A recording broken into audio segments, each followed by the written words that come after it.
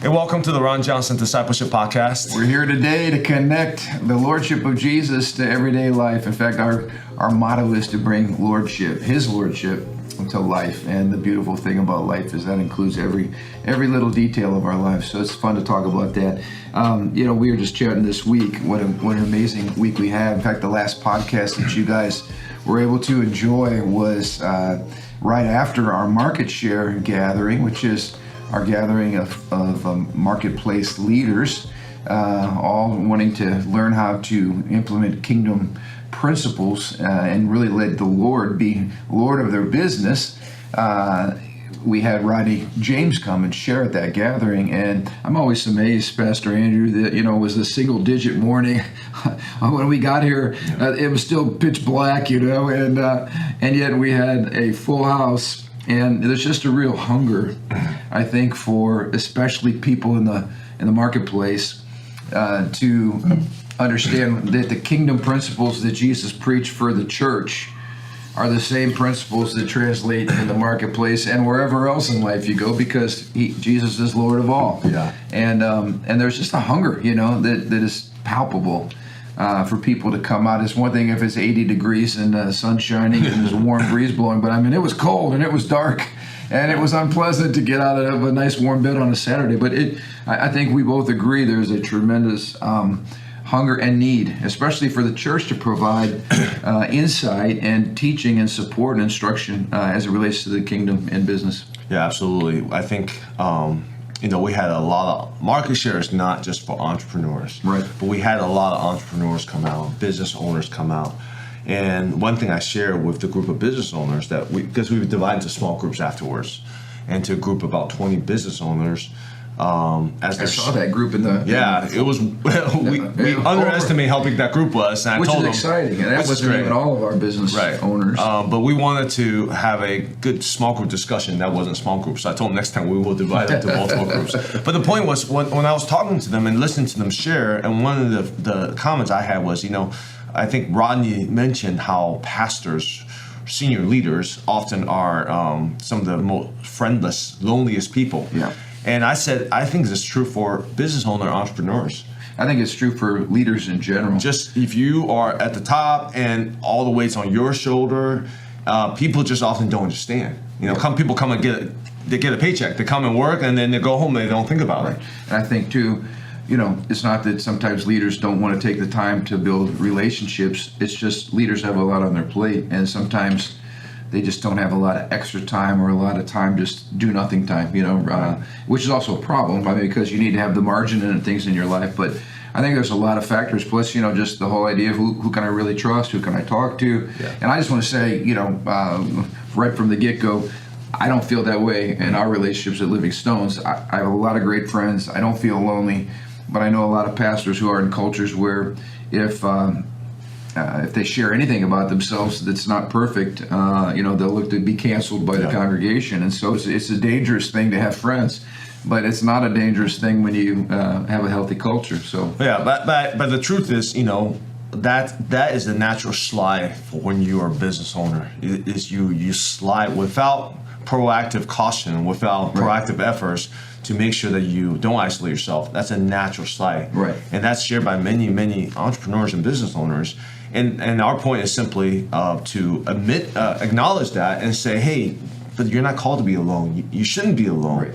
And we want to come along you and help provide some type of network. I know everyone's not going to be BFFs forever, but to have some type of connection for business owners and where they can have a safe place where they can share what's really on their heart. And what we talked about during this COVID couple of years we've been slugging through is that a lot of people are just sick and tired. We have some of these folks in our own church, and maybe they have a business in Illinois and Chicago where government has been super in their business, so to speak. Yeah. And they're like, we're just going to either, number one, we're going to either move to a state that's more friendly, which is why we have this massive influx into Indiana, or they're going to start their own business and just not deal with, like we see this with homeschooling.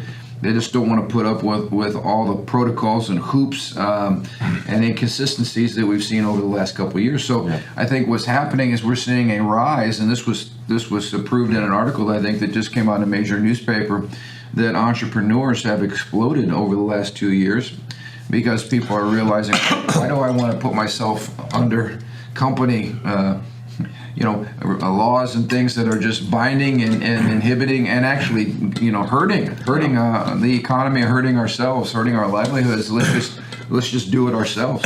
And this comes to an interesting point, because personally, this is my personal opinion, small businesses is so crucial for the health of a community and the nation. Oh, absolutely. It really builds on the middle class. Yep. Not the big corporate structure in which, it's just my personal philosophy. Small business is so important, and I really feel like the COVID situation, whether it's intentional or not, people can debate about all day, has really put wear and tear of small business. Now, large corporations like Amazon, Walmart, man, they're still able to and maintain. Not to mention the pharmaceutical companies. Well, yeah, I won't even go there. but small businesses are really, restaurants are closed. I mean, just all the weight on small businesses who sometimes are looking for cash flow from month to month. It's really difficult. But the interesting thing is, if this was some type of attack on small businesses, it's very interesting, like you said. But many people are actually starting their own small businesses, and starting a business is not easy. But what we aspire to do, and what we would like to do, is come around some of these small businesses as a church and say, hey, we're here to support you, encourage you, we're here to pray for you, we're here to help you and emotionally, but not just emotionally, just even come alongside and help you process and talk about different operational things. And I mean, that's what we're aspiring to do, because we feel that's important for our community. When we saw the government picking favorites and really sticking their nose in an area where it doesn't belong, and basically telling business owners, you're essential, you can stay open, you're not essential. We're going to give you government money to help keep you afloat. Sorry, you guys are on your own. I mean, our government, our federal government, state governments were never intended to stick their nose in the private business arena, other than creating an even playing field, making sure there's no corruption, etc. But dictating policy and telling you when you can open and when you can't open. This is actually, as we've shared, has the power to destroy one's livelihood, one's family, and certainly one's future. And government has no business doing that. But here's the thing I guess I want to touch on as well, which is why I think market share is so powerful, is we not only want to kingdomize businesses, and we talked about that before. There are people who have Christian principles that are trying to operate a business, or they go, or business owners that go to church on Sunday. But that's not a kingdom business. As you pointed out, a kingdom business is somebody whose life is submitted to the lordship of Jesus, and Jesus is the CEO of the business. I mean, we're saying, Lord, what do you want to do? Lord, give us wisdom here. Lord, certainly how we treat people. I mean, the whole thing from beginning to end is about Christ and His kingdom. Yeah. And what disturbs me, because this hits a little personal for me, we won't mention any names, but I've got family members that work for a company that is known for its Christian values, that is completely caving right now under Biden's OSHA department. The mandate that's pending right now. In fact, we were hoping to have an answer. We're recording this a week ahead of time, so we don't have an answer right now on what the Supreme Court's ruling is going to be on the whole OSHA enforcing businesses with over 100 employees. Everybody's got to be mandated, or vaccinated rather. Then that's a mandate, or you lose your job. And so here we're in this situation I'm talking about. They're basically saying, hey, it doesn't matter. The Bible doesn't say anything about religious exemptions or about vaccination. So we're not going to listen to that. And I mean, this is a Christian company. And basically at the end of the day, what they're saying is we would rather just roll over and cave in, because here's the other option. They could say, President Biden, thanks for your opinion, but you're not a dictator and you don't have the right to make law determining how we run our business. And then, what would happen then? Well, then the government's threatening to fine you. Well, there was another company that I remember a few years back called Hobby Lobby that basically said, we're not going to put abortion pay for abortion in our health policy. That of course was under the Obama administration and Obamacare, and they just said we cannot do that. And what was their consequence? They were being fined millions of dollars every day, but they stood their ground. They took it to the court and they won. But they were willing to lose it all instead of losing their integrity and losing their convictions and losing biblical principles. And what concerns me is you have a lot of, and I saw this with Christian universities. They're caving in, especially on sexual ethics, or in this case, caving in on religious liberty, hoping that this is going to go away. Their bottom line is more important than their core values. And at the end of the day, rather than lose money, rather than lose status, rather than lose public opinion polls, they're willing to sell out on their convictions of religious liberty and rights of conscience, which are so huge to every other right that we have. That's why it's called the first freedom. And my concern is, you give a little here and compromise here and compromise here and compromise here, and before you know it, you're trying to get along, right? And you're trying to do what you can to just simply to be a nice neighbor, or whatever we couch it in. But at the end of the day, I'm telling you, religious liberty is going to be dead, and whatever Christian convictions you think you have or that you're hoping to demonstrate in the public arena are going to be gone, because the public arena right now is not friendly. The secular environment is not friendly to religious values at all. So I think you're just kicking the can down the highway. And what concerns me is there's amazing Christian young people that are working for this business who are being forced to, number one, give their employer their health history, which is none of their business. Number two, they're being forced to get vaccinated or lose their jobs. And this is a Christian company, I say Christian company, a company that supposedly has Christian values. I'm deeply concerned over the lack of conviction, starting in the church, starting in the pulpits, and then flowing out into the marketplace. And so what I share with our business leaders is, I want you to be able to come to a place like Market Share and know that not only are we going to have a common culture to build kingdom businesses, but we're going to fight with you. And as you stand, and as you lead, and as you stand for your convictions, you're not going to be standing alone. We're going to be standing with you.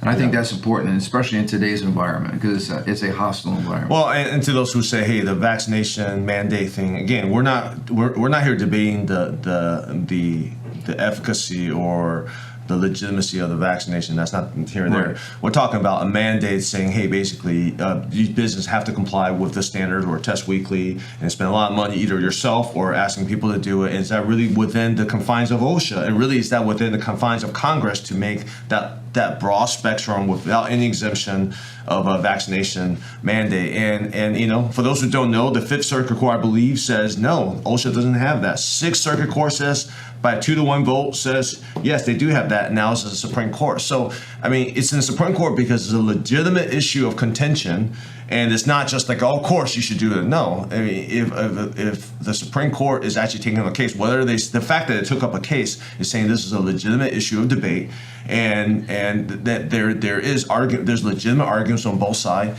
And again, we're not political experts or commentators, nor are we scientific experts to comment on all these different things. We have our own opinions, and one-on-one, I'm going to be a lot more free on those sharing those opinions than on a broadcast on certain things that I'm not an expert on, and I'll say that. However, it is a controversial issue, and our opinion is that to mandate and say, hey, get this shot or test or spend lots of money testing weekly, or you lose your job, is not. It's not right. Right. And that's beyond the facility of the government to do that. And that is a worldview issue, and that's why we're talking about it here. We go back to spheres of authority again, and the home, the church, the state, and each of those staying in their prescribed boundaries. That's how you have a healthy society. When one starts encroaching in others' areas and they don't stay in their lane, that's when you get into trouble.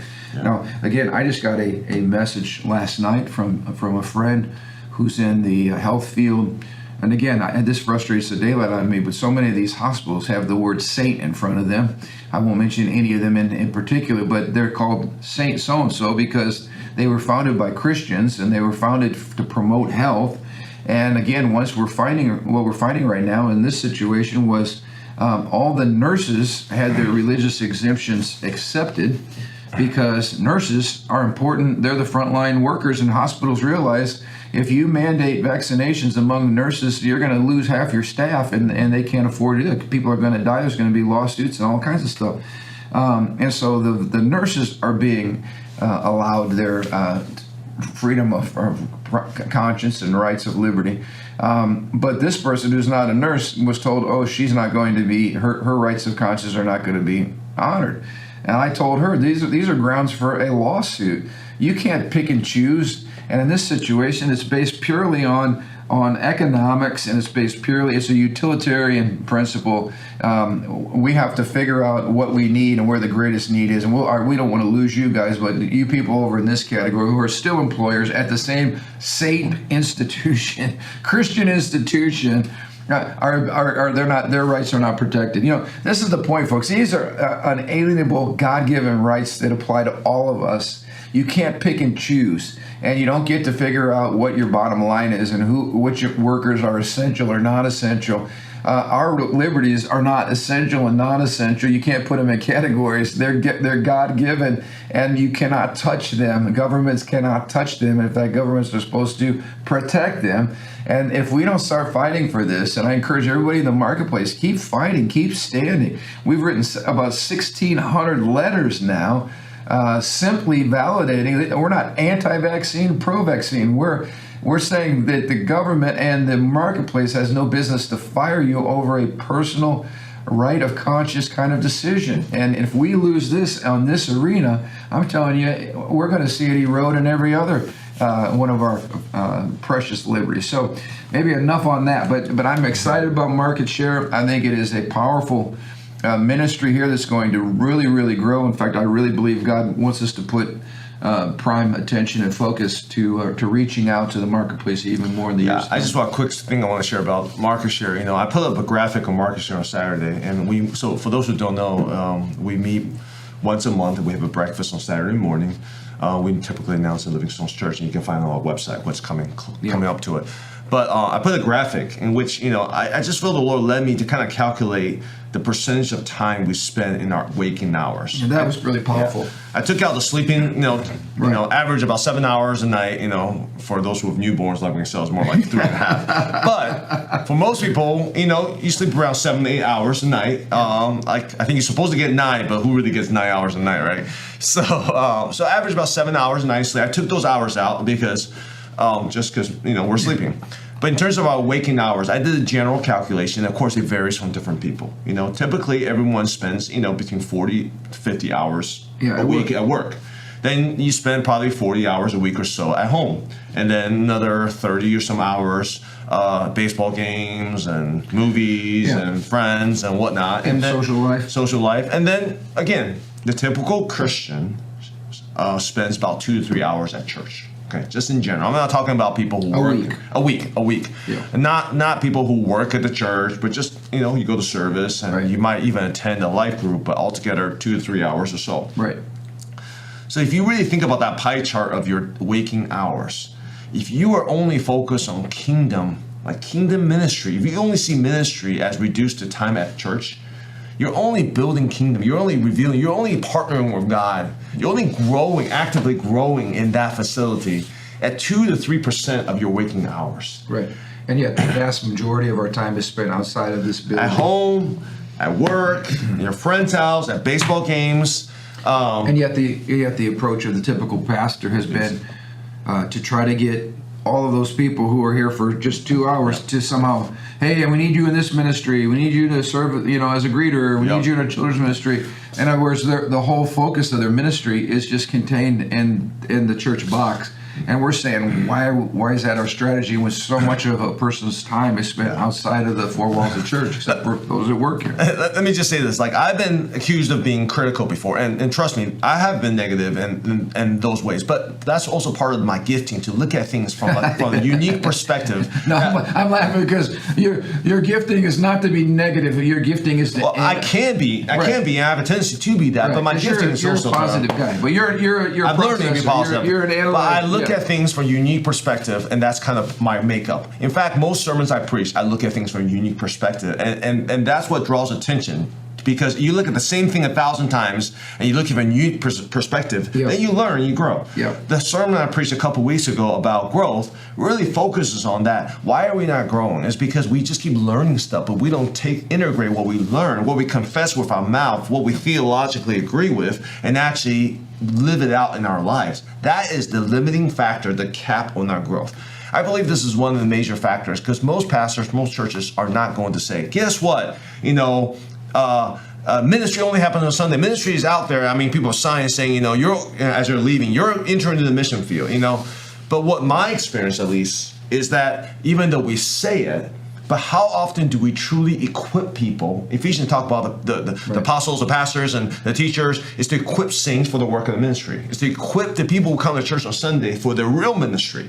How often are we truly proactive in equipping people to be ushers of God's kingdom at their workplace? How do you talk to your boss? How do you talk to your coworkers? How can you be on a sales call and be able to look through the views of kingdom? And how do you let the Holy Spirit, who is God and who is really smart and has all the answers, how do you access the presence of the Holy Spirit and the voice of the Lord in decision making and all the things that you do in the marketplace that are so valuable, and believing that God wants to manifest His glory and His solutions and His power, not just in church, but in the marketplace. That's a radical shift in thinking. You go back and look at that pie chart. It's like, well, first of all, we need to be building kingdom at our house too. And Living Stones, we have big focus on marriage class and parenting class. We talk about how important it is for Jesus to be the center of your marriage. So we do emphasize that quite a bit, as you should, because you spend many hours at home. However, how about the workplace?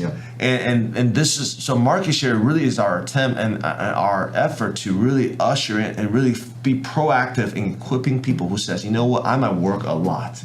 I want that time to be a time of worship and ministry. And I would like to remind folks too, it was last week's episode with Rodney James, who's a kingdom. He gets kingdom as it relates to running his business. He laid out some principles for us on what that looks like. You can also go back and access a podcast that we did with Rick and Holly Beatonbow from Kingdom at Work and Beatonbow Homes, and we talked again about those kingdom principles, about marketplace and what that looks like. But to me, again, all of this is irrelevant if we do not have religious liberty. Because basically we're told today, if you're doing any business in the public, you have to keep your faith at home. You're not able to bring your faith into how you do business. And again, that is, from our perspective, a huge encroachment by the federal government into the realm of business and private sphere. And you have no liberty if you're not able to express Christ and kingdom principles out there 24/7. That's what religious liberty gives you. It's the right to worship Jesus, love Jesus, live for Jesus, and apply biblical principles out there, not inside the four walls of the church. And this is something we have got to fight for, because it is under attack in a huge way. Well, the implementation and debate can happen within the context, but the umbrella that we believe in, and that we believe the founders of the Constitution believe in, is rights do not come from government. Rights come from God. The purpose of government is to protect these rights. Not government. The purpose of government is to create rights or take them away based on common consent and based on mob rule. No. God, rights are from God. They're based on pure democracy. Pure democracy. Simply the mob majority rule. Of the majority rule. A bunch of people feel like, hey, this minority group, this minority Christians, or these minority whatever shouldn't have rights. They can take them away. No. Rights come from God, and government's role is to protect these rights. Not to. Now, under that umbrella of protecting our rights, we can have proper debates. But if we don't have that big question answered, just what you said, though, that's a Christian worldview understanding. And we are in a civil war right now. You and I have talked about this. It is a war. Right now it's being expressed for the most part in the ideological realm and expressed through government policy. But it is a war, and it's clearly there's clearly two sides on this issue, and we need to see, and we as Christians, we need to know which side we land on and why, because there's so much at stake. You were just talking about one of the states out west, which is a very liberal secular state, talking about forcefully quarantining those who are unvaccinated. Well, again, I don't have a lot of details. I'm not sure I'm going to get into the details of all that. That's a debate, something going on. That was just a comment, something I saw. I don't have a lot of detail on that. But in principle, so principle, the government can come knock on your door. Hello, can I see your vaccination card? Well, it's none of your business. Oh, it is our business. Well, we chose not to be vaccinated. Okay. Get in the van, and we're going to drive you off to a place where we're going to quarantine you. Now, this is not science fiction. This is happening in godless nations that don't have the deep Christian worldview roots that we have in America. Yeah. And again, I sometimes I put myself in that situation and wonder, what would I do if somebody tried to take me or take my wife or take my children forcefully out of my home against my wishes? What would I do? I mean, those are scenarios you don't even want to get into, but that's how literal civil wars with like guns and bullets get started, is when governments become aggressive and tyrannical. I pray to God that we don't go that direction in America, but you can certainly see the fault lines and the fracturing lines forming as we're a nation divided right now. So enough on that. We've only got a few minutes left on this podcast, about 5 or 10, but let's do an introduction. We're in a really exciting series right now. Yeah. And the big overlay is Now 2.0, where we are looking at a brand new facility that we're about 1.5 to 2 years out from possessing and enjoying. And we realize there's a lot of things that need to happen between now and then inside our church to get people ready, ministries ready, leadership in place, culture set, all kinds of stuff, training, and none of that can happen, first of all, without all of us embracing the value and the wineskin of growth. So, you did an amazing job kicking it off a couple weeks ago, and I encourage you, if you weren't able to be here in person, go to our Living Stones website under the media section and listen to the first week. We'll have 2 weeks on there, but the first week, Pastor Andrew did an amazing job of kicking off basically settling growth. You talked about how we begin with the year characteristically with New Year's resolutions, and then by January 19th. We're flat on our face. Yeah. We've already said, well, I guess that's not going to happen. Why is genuine growth so hard? Yeah, and there's many reasons for that. But I summarize that genuine growth is so hard because, like all hard things, genuine growth is painful. Yeah. It is absolutely painful. There's no way around it. Right. Jesus summarized genuine growth, says, you want to be my disciple, you want to follow me, grow to become more like me, you must take up your cross daily and follow me. And that's an invitation to pain. Yeah, you brought up a good point. You said sometimes people fall flat on their face, they quit, they sign up and they never follow through because we don't really paint an accurate picture of what's going to be required. Yeah, we don't take the time to truly set proper expectations. And rarely do people really do that well. And I think if we, whatever project, whatever task we initiate, the leaders of the project need to do a good job setting people for the right expectation to know what they're going to get involved in. Jesus did it. Jesus did it over and over again. He says, are you sure you want to follow me? Because it's going to be very tough. He says, count the cost. Count the cost. Yep. Don't try to build a tower and you can't afford it. Don't try to go to war and you're going to lose it. Yep. Count the cost. In fact, to follow me is going to be really difficult. However, there's great reward, right? But count the cost. And I think that's part of the solution is you got to keep your eye on the reward. The reward of where you're going is so much more fulfilling. It's better than where you currently are, or else you're just not going to change in the first place. But you touched on something else that I want you to hit on. Our mission here at Living Stones is to grow people and multiply leaders. Yeah. And we believe that growth is central to the gospel. Mm-hmm. Talk about that. In other words, growth is not like the icing on the cake. We don't come here and go, hey, who wants to grow this year? Okay, 3 of you. That's really great. No, we're expecting that everybody who's a Christ follower is all in, buys into the concept that we need to grow. Why is growth central to the gospel? Yeah, I think the theological understanding of that is important. This is something that you have to first get in your head to truly walk that out. And I laid out kind of 3 examples. The first example I gave was because we live in the king. The gospel of Jesus Christ is not just the gospel of going to heaven, salvation. Hey, you got your prayer said, you got your name in heaven, you're good to go. You don't ever have to do anything again.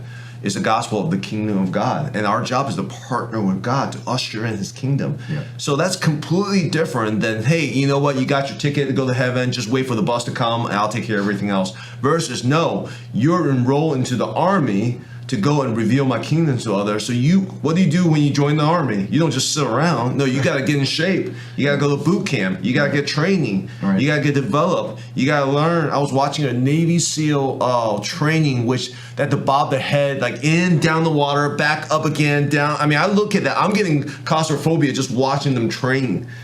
Elite training. Right. for they have a mission. They have a powerful mission. But how much more compelling is our mission? Right. So your view on how important the kingdom of God is going to determine whether you want to grow so you can be equipped to join that mission. Right. So that's a huge factor in whether you value growth or not. The other factor I talked about was simply we're called to become more like Christ. Right. And even become more like Christ in that phrasing is saying, hey, we need to develop and grow. Yeah, you brought out that verse that was so good, that the purpose of our redemption, like God saved us so that we might be conformed into the image of his son. In other words, in God's mind, his purpose in saving you and me was so that he would be able to work in us and through us and watch us grow so that we look and act like Jesus. Yeah.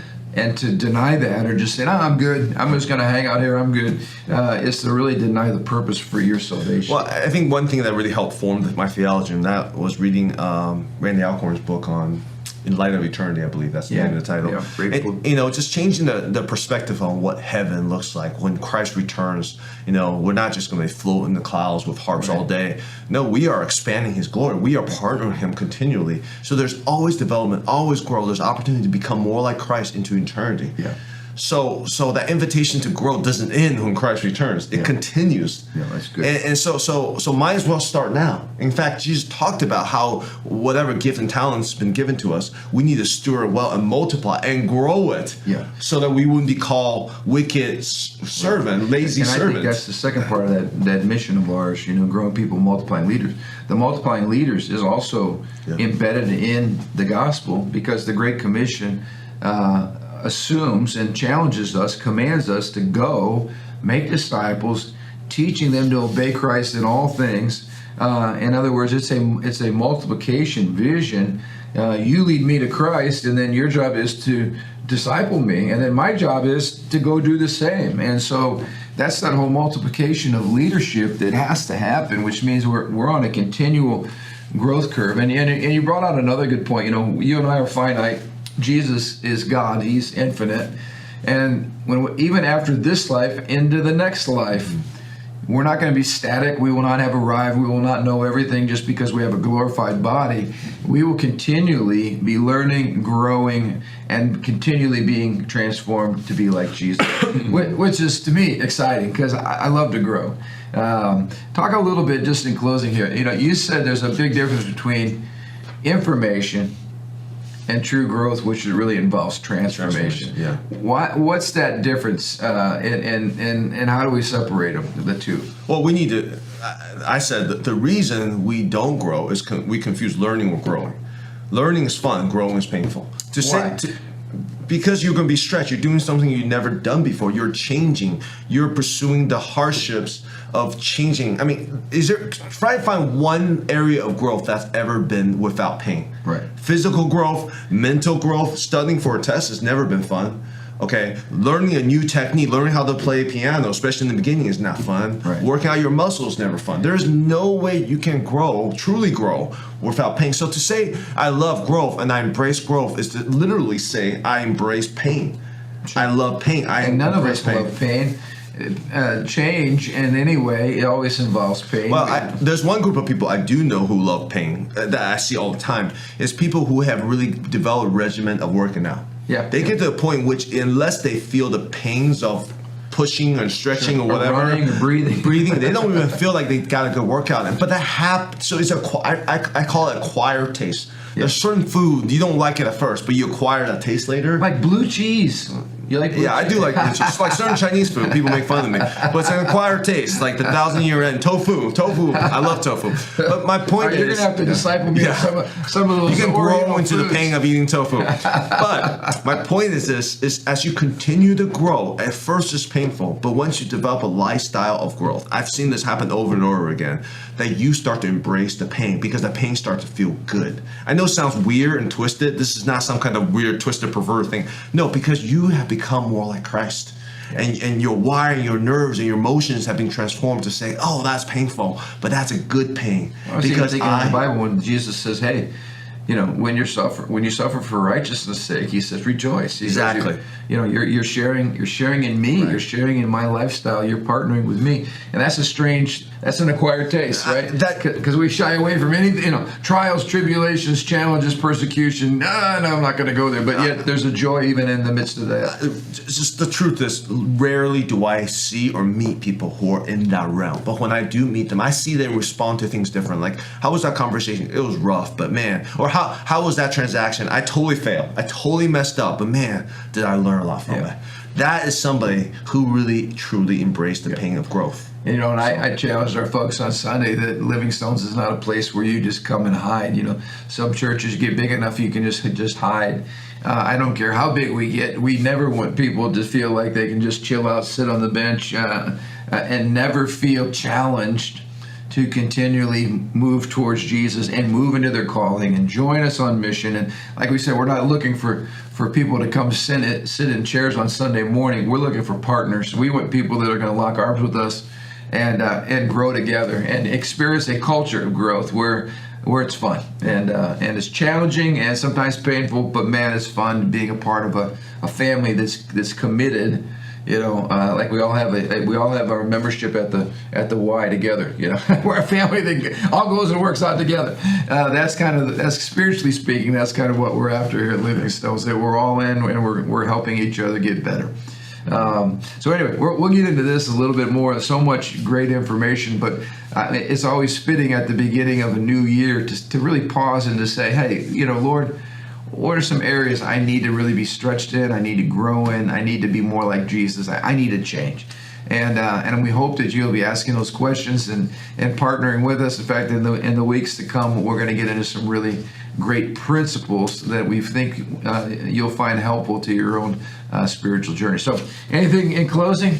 No. Final word, final volley? You good? Yeah, I want our church. I want the Church of Jesus Christ to really understand that Jesus came to help you grow. That's central to his mission. And when we don't, we have to look at Christ in the face one day and say, hey, he's like, what have you done with every talent and ability I've given you? Yeah. That's central to the gospel. That's not just grow older. I say this all the time. Yeah. You've been going to church your whole life. You're just growing older. Yeah. Let's grow more mature. Yeah. I had the Lord drop into my mind on Sunday an illustration that I think is a good way to end this. On Facebook right now, there's the you 10 years ago and the you now. And everybody's posting pictures. And, of course, all you're seeing is external change. Right.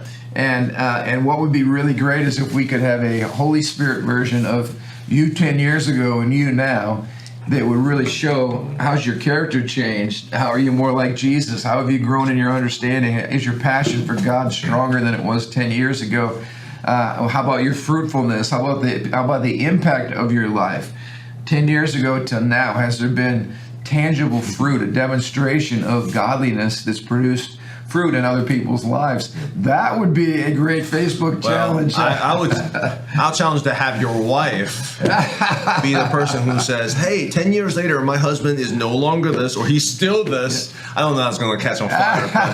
But hey, that's a great metric for growth, is ask someone who's the closest to you. No. And ask them for the truth. So you're exactly right. And marriage class 4:00 Sunday afternoons out there, because our spouses are really a great help to help us see our blind spots and to truly help us grow. So anyway, thanks for tuning in today. We are committed to your growth. We love to hear your comments, and we love it when you share this podcast with others. We're always trying to grow our outreach and reach more people with the message of the Lordship of Jesus Christ. So thanks again for tuning in. We love you, we value you, and we're praying for you to grow incredibly in this coming year, as that's our desire as well. So have a great week. Until next Thursday, we'll see you then.